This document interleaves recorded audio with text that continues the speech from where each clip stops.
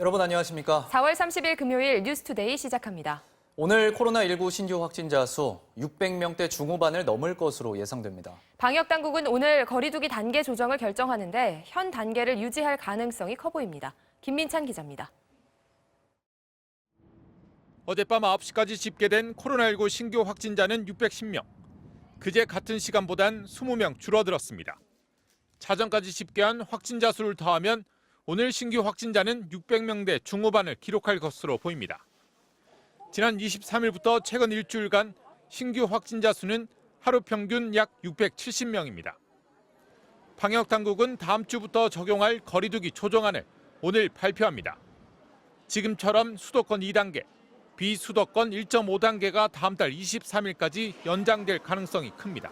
사회적 거리두기를 강화했을 때 저희가 치러야 되는 그런 비용에 대한 부분과 또 방역적인 그런 차원에서의 어떤 역량 이런 부분들을 좀 전반적으로 검토를 하고 있습니다.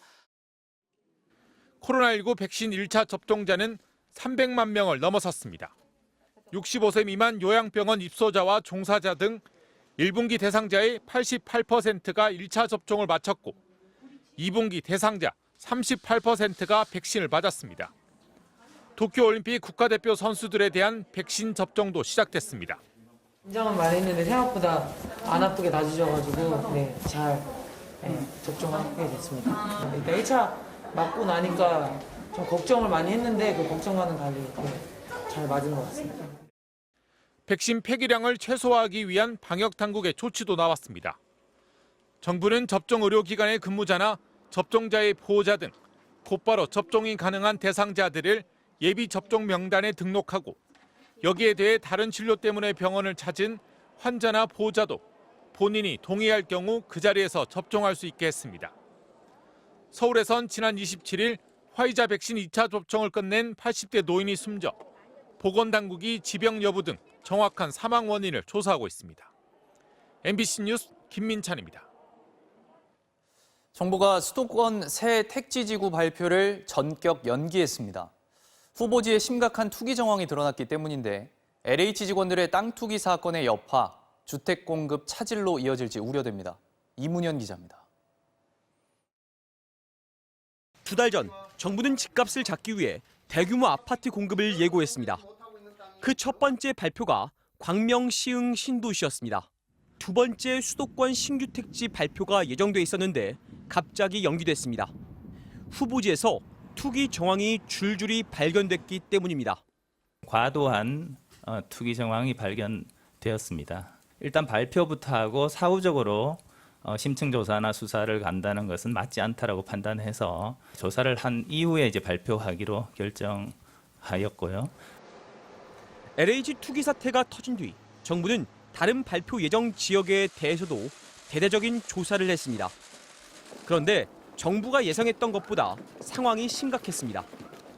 한 예정 지역에서는 상반기 토지 거래가 56건이었는데 갑자기 하반기에 453건으로 8배 폭증했습니다. 지분을 함께 사들인 거래 비중도 상반기에 18%였는데 하반기에는 전체의 87%가 이런 거래였습니다.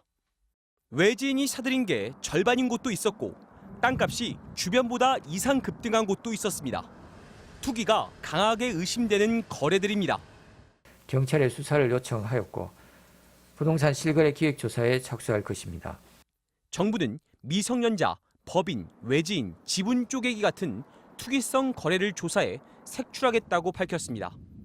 또 택지지구 발표는 투기꾼들이 시세 차익을 얻지 못하도록 법적 조치를 완료한 뒤에 하겠다고 밝혔습니다.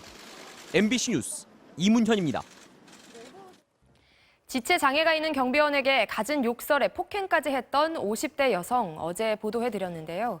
그대로 묻힐 수 있는 사건이었지만 주민들이 경비원을 위해 달아준 바디캠에 피해 상황을 증거로 남길 수 있었습니다. 신재용 기자가 보도합니다.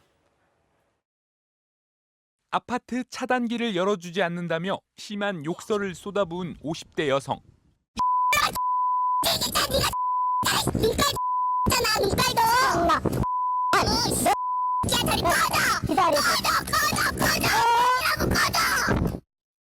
한 시간 가까이 계속된 욕설과 폭행에 충격받은 60대 경비원은 병원에 입원해 치료를 받고 있습니다.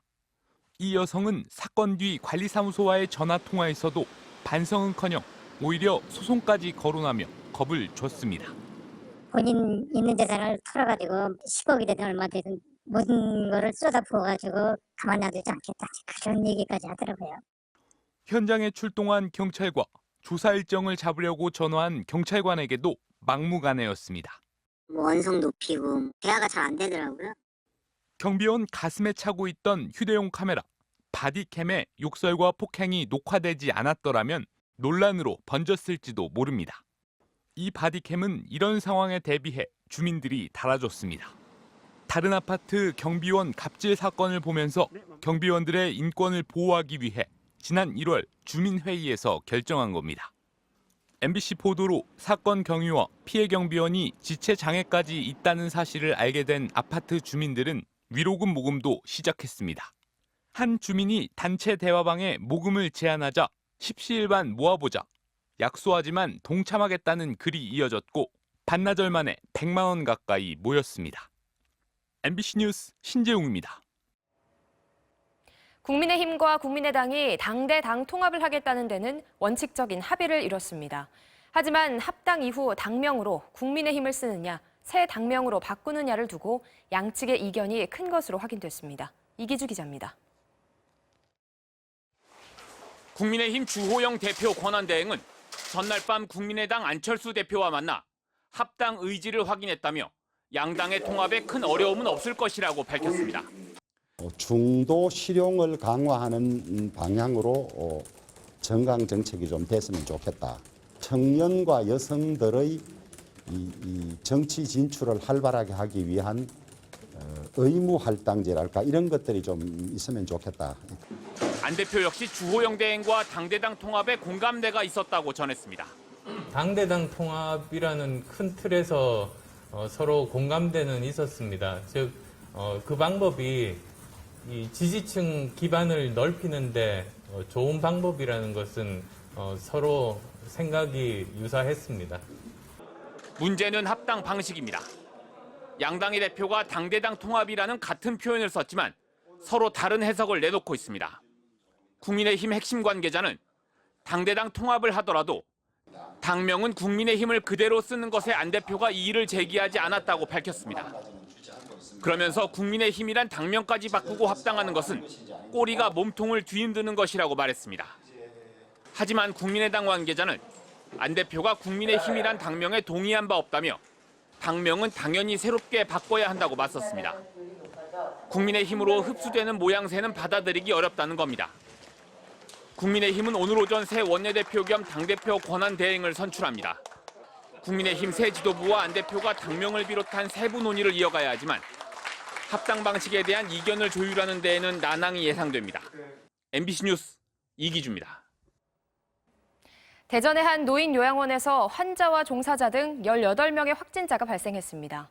같은 지역 콜센터에서도 1명이 확진돼 집단 감염 우려가 커지고 있습니다. 윤웅성 기자입니다. 대전 유성구의 요양원. 어제 입소자 중 5명이 코로나19 의심 증상을 보였고 요양원 측은 자체적으로 신속 항원 키트를 이용한 검사를 실시했습니다. 이 과정에서 3명이 양성으로 나왔고 이후 입소자와 종사자 66명 전원에 대한 검사가 진행됐고 그 결과 입소자 17명과 종사자 1명 등 모두 18명이 확진됐습니다.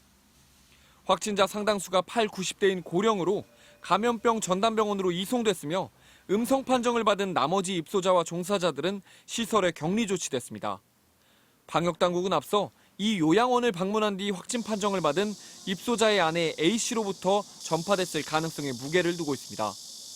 당시 A씨와 밀접 접촉한 5명에 대한 검사에서는 음성이 나왔었지만 수일이 지나 이들 중 1명이 증상이 발현되면서 전파됐을 가능성에 무게를 두고 있습니다. 방역당국은 또 요양시설 내에서 확진된 종사자 1명이 외부로부터 감염돼 요양원 입소자들에게 전파했을 가능성도 있다고 보고 감염 경로를 조사하고 있습니다. 감염이 돼서 다시 증상이 나타날까지는 3달 정도 걸리거든요. 그래서 4월 21일은 음성이 나왔지만은 그중에 누군가가 그 이후에 발현이 돼서 이렇게 확산이 됐다는. 대전에서는 시중은행 30대 콜센터 직원 1명도 확진돼 동료 120명에 대한 검사가 예정되는 등 방역당국이 직장 내 확산 여부에 촉각을 곤두세우고 있습니다. MBC 뉴스 윤웅성입니다.